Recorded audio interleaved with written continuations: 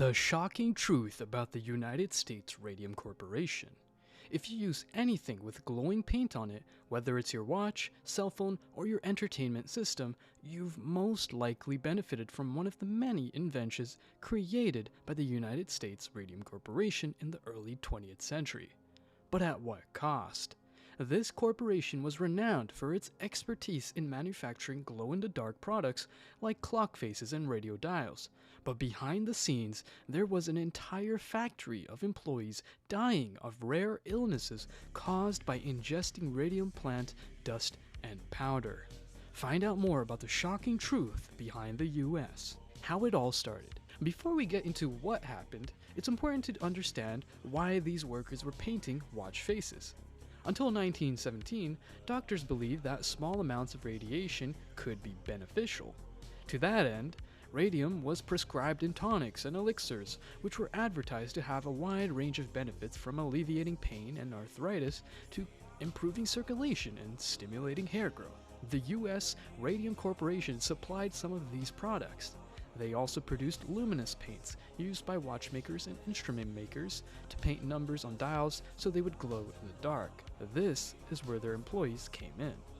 They mixed radium with zinc sulfide, also called Paris green, and painted fine brushes with them using camel hair brushes, which were considered ideal for fine work because they did not shed bristles like hog bristles did. Workers were literally dying. With glowing paint being applied to watch dials, radioactive paint was bound to come into contact with factory workers. Unfortunately, no one realized what a threat it posed until it was too late. Radium's highly poisonous effects caused cancer in multiple cases, and several people died from exposure to it during their employment at United States Radium Corporation. Some of these deaths were due to radium poisoning, while others were due to complications stemming from treatment for radium poisoning. In fact, women who had worked as dial painters filed lawsuits against US Radium Corp., claiming that they had contracted radiation poisoning as a result of their jobs there. Some of these women even lost limbs because of their illnesses. What are they doing now? The United States Radium Corporation's former factory has since been bought by a different company.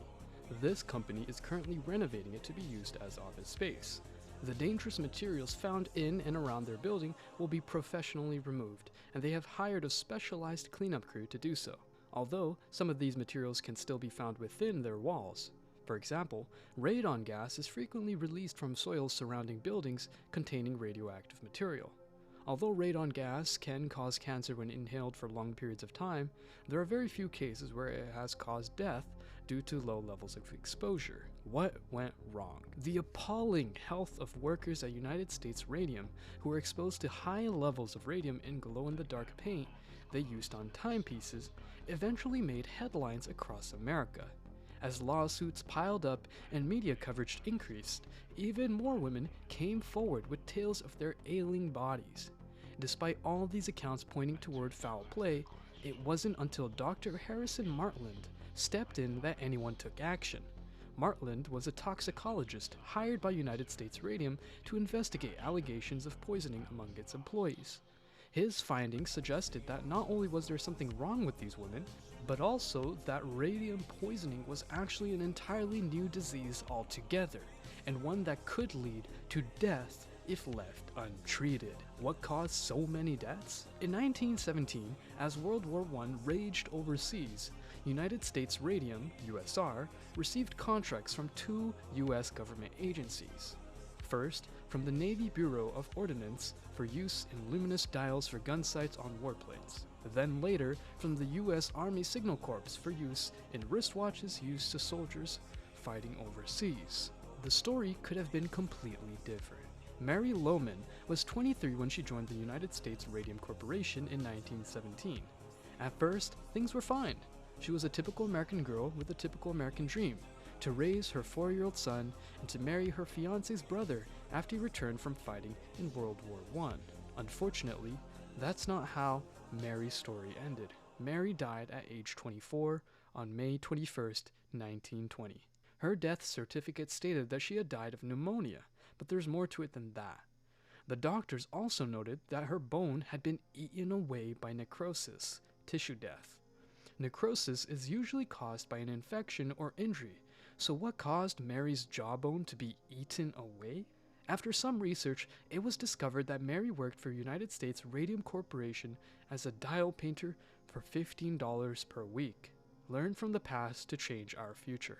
In May 1920, 3 dial painters contracted radiation poisoning at a dial painting factory in Orange, New Jersey. One died just 4 months later. Her employer, U.S. Radium Company of East Orange, New Jersey, which supplied paint to be applied to watch faces, argued that there was no connection between her death and her work with radioactive paint. It wasn't until 1925 that researchers finally proved what had happened. The woman had been exposed to dangerous levels of radium, which is known to cause cancer.